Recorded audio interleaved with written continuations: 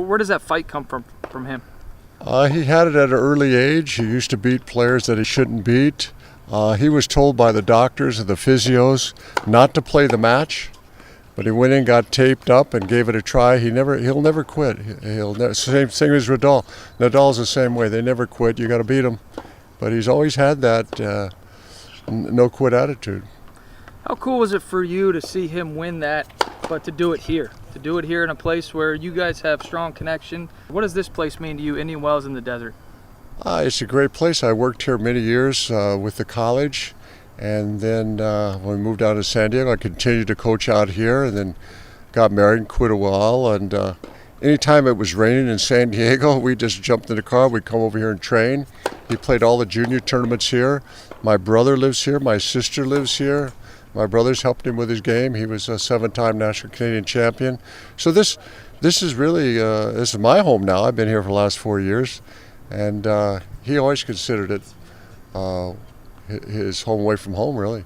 Yeah, he probably got tired of all the questions about it. He must have answered 100 times about this being his home tournament. You could tell he's like, hey, yeah, this is my home tournament. Leave me alone. Let me play some tennis. But yeah. Really cool to see him have the success here.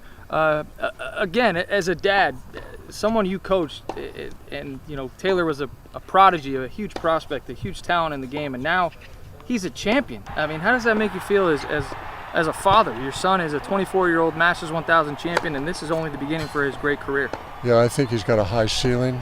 I believe that this kind of takes the pressure off. When you win 1,000, you're there, and endorsements, all that stuff comes in, and I couldn't be prouder. I mean, he's really matured. He's a good kid. He doesn't throw his racket and bang it all the time, stuff like that. So he's doing well, doing really well. What were the emotions going through your head watching the match?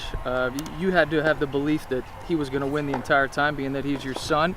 But what did you see, how he was moving, how he was hitting the ball during the match? Was there any time you were concerned, or I mean, kind of what? Yeah, the very first point when he came out there and he was taped up, and we didn't know if he was even going to play. And then when we got to that first game, and then all of a sudden he wins the next game, and he gets the next game, and then I felt that, you know, hey, if he can hold his nerve, he's going to beat this guy. And that he did. And then finally, just what was that moment like with you and Taylor on the court? You gave him a big hug. You guys embraced. What was that like for you and your son? Nothing better than that moment right there.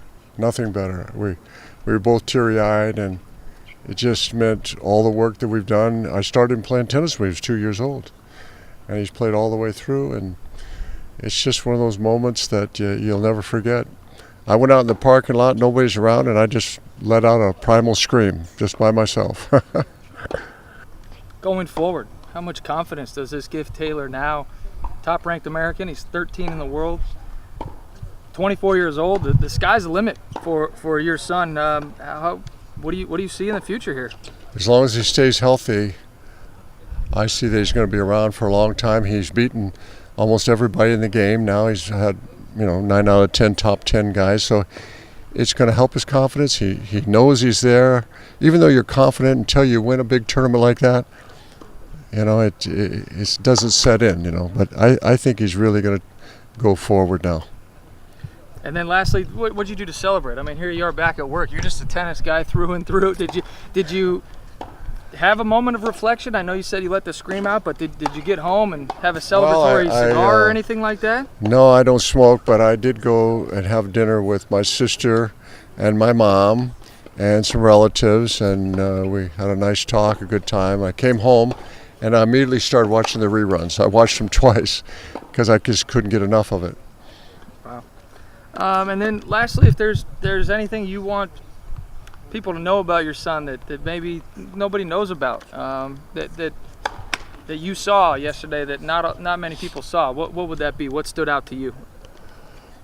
I think the thing that a lot of people don't know about is what a really good kid he is, human being, and he's got a great fighting spirit, and he never gives up, and like a guy he wasn't even supposed to be playing. Next thing you know, he's out there, he wins the damn tournament. It's amazing. All right, Guy, anything else you want to add or say? Maybe I didn't ask you that you'd like No, to. those are all good questions. Appreciate it. really don't know what to say. Just I'm looking forward to the future.